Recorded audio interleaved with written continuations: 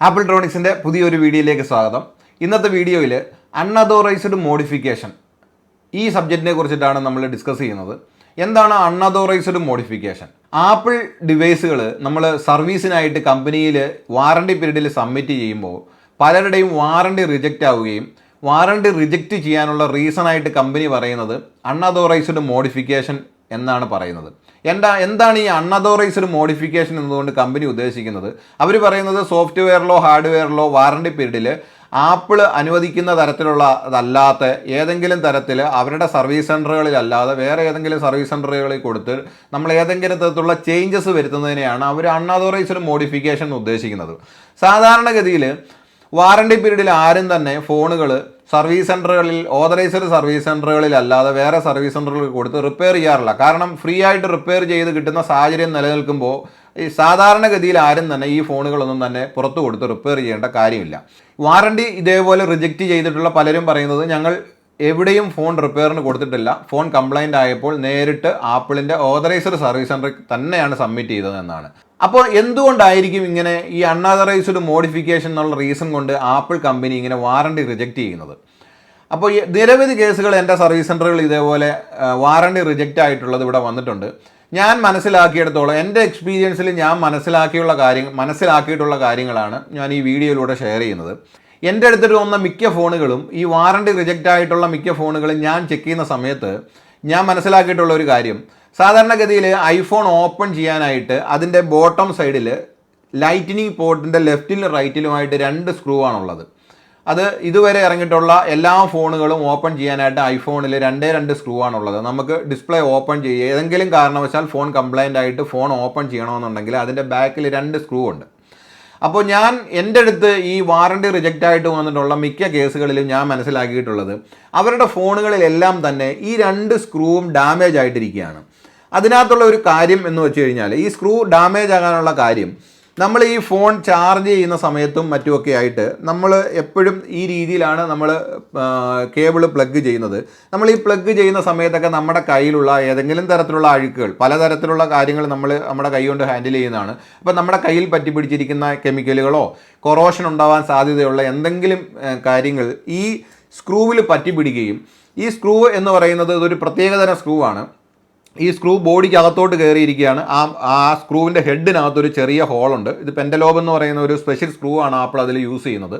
അപ്പോൾ ഈ സ്ക്രൂവിൻ്റെ ഹോളിനകത്ത് ഏതെങ്കിലും തരത്തിലുള്ള ഇതേപോലെ കൊറോഷൻ ഉണ്ടാകാൻ സാധ്യതയുള്ള, തുരുമ്പ് പിടിക്കാൻ സാധ്യതയുള്ള ഏതെങ്കിലും തരത്തിലുള്ള കെമിക്കൽസുകളോ അഴുക്കുകളോ ഇതിനകത്ത് കയറിയിരുന്നു കഴിഞ്ഞാൽ കാലക്രമേണ ഈ സ്ക്രൂവിൻ്റെ ഹെഡ് ഡാമേജ് ആവുകയും നമ്മൾ വാറണ്ടി പീരീഡിലാണെന്നുണ്ടെങ്കിൽ നമ്മൾ ഫോൺ വാറണ്ടിക്ക് വേണ്ടി സബ്മിറ്റ് ചെയ്യുന്ന സമയത്ത് അവരിത് ഇളക്കാൻ ശ്രമിക്കുന്ന സമയത്ത് ഈ സ്ക്രൂ ഡാമേജ് ആയിരിക്കുന്ന, ഈ സ്ക്രൂവിൻ്റെ ഹെഡ് ഡാമേജ് ആയിരിക്കുന്നതുകൊണ്ട് ഈ ഫോൺ ഇളക്കാൻ പറ്റാതെ വരികയും, ഇപ്പം നമ്മൾ സാധാരണഗതിയിൽ ഫോൺ കംപ്ലൈൻ്റ് ആയിക്കഴിഞ്ഞാൽ നമ്മുടെ അടുത്തുള്ള ഓതറൈസ്ഡ് സർവീസ് സെൻറ്ററിലായിരിക്കും നമ്മളിത് കൊടുക്കുന്നത്. അവരിത് ഫസ്റ്റിലെ ഏതെങ്കിലും സാഹചര്യത്തിൽ ഇളക്കാൻ ശ്രമിച്ചിട്ട് ഈ സ്ക്രൂ ഡാമേജ് ആയിക്കഴിഞ്ഞാൽ ഇവർ നേരെ അവരുടെ മെയിൻ സർവീസ് സെൻറ്ററിലോട്ട് ഇത് ഫോർവേഡ് ചെയ്യും. ചിലപ്പോൾ ബാംഗ്ലൂർ ആയിരിക്കും അവരുടെ മെയിൻ സർവീസ് സെൻറ്റർ, അങ്ങോട്ട് ഫോർവേഡ് ചെയ്യും. അവിടെ ചെല്ലുന്ന സമയത്ത് ഈ സ്ക്രൂ ഡാമേജ് ആയിട്ടായിരിക്കും അവർക്ക് കിട്ടുന്നത്. അവരവിടെ അത് ചെക്ക് ചെയ്തിട്ട് അവർ പറയുന്ന ഒരു റീസണാണ് ഇത് അൺഓതറൈസ്ഡ് മോഡിഫിക്കേഷൻ എന്ന് പറയുന്ന റീസൺ. കാരണം അവർ പറയുന്നത് ഈ ഫോൺ നമ്മളിത് ഇളക്കാൻ ശ്രമിച്ചിട്ടുണ്ട്, അല്ലെങ്കിൽ നമ്മൾ ഏതെങ്കിലും സർവീസ് സെൻറ്റർ റിപ്പയറിന് കൊടുത്തിട്ടുണ്ട്, അതുകൊണ്ട് വാറണ്ടി തരാൻ പറ്റത്തില്ല എന്നുള്ള റീസൺ പറയും. വളരെ ഒരു ചെറിയ കാര്യം ശ്രദ്ധിച്ചാൽ നമുക്ക് ഈ പ്രശ്നം പരിഹരിക്കാവുന്നതേ ഉള്ളൂ. സോഷ്യൽ മീഡിയയിലൊക്കെ പലരും ഇതേപോലെ വീഡിയോ ചെയ്തിട്ടുണ്ട്. എൻ്റെ ഫോണ് വാറണ്ടിക്ക് ആപ്പിളിൽ കൊടുത്തു, ആപ്പിൾ വാറണ്ടി റിജക്റ്റ് ചെയ്തു എന്നൊക്കെ പറഞ്ഞിട്ട് പലരും സോഷ്യൽ മീഡിയകളിൽ ഷെയർ ചെയ്തിട്ടുണ്ട്. അതിൻ്റെ എല്ലാം മെയിനായിട്ടുള്ള ഒരു കാര്യം എന്ന് പറഞ്ഞു കഴിഞ്ഞാൽ മിക്ക കേസുകളിലും നമ്മൾ വേറെ തരത്തിലുള്ള റിപ്പയർ ചെയ്യാത്ത കേസുകളുടെ കാര്യമാണ് ഈ എടുത്തു പറയുന്നത്. അപ്പോൾ കസ്റ്റമർക്ക് 100% ഉറപ്പുണ്ട് ഞാൻ ഒരു തരത്തിലുള്ള മോഡിഫിക്കേഷൻസും ഇതിൽ ചെയ്തിട്ടില്ല എന്ന് ഉറപ്പുള്ള കേസസ് എല്ലാം തന്നെ ഈ സ്ക്രൂ ഡാമേജ് ആയിരിക്കുന്നതായിരിക്കും ഇതിൻ്റെ മെയിൻ കാര്യം എന്ന് പറയുന്നത്. അപ്പം നമ്മൾ ശ്രദ്ധിക്കേണ്ട ഒരു കാര്യം, ഇടയ്ക്ക് വാറണ്ടി പീരീഡിലായാലും വാറണ്ടി കഴിഞ്ഞിട്ടായാലും നമ്മൾ ഇടയ്ക്കിടയ്ക്ക് നമ്മൾ ഈ സ്ക്രൂവിൻ്റെ പോർഷൻ ഒന്ന് ചെക്ക് ചെയ്ത് നോക്കുക. ഇവിടെ ഏതെങ്കിലും തരത്തിലുള്ള അഴുക്ക് കയറി അടഞ്ഞിട്ട് ഇരിക്കുകയാണെന്നുണ്ടെങ്കിൽ ഈ സ്ക്രൂ തുരുമ്പ് പിടിച്ച് ഡാമേജ് ആകാനുള്ള സാധ്യതയുണ്ട്.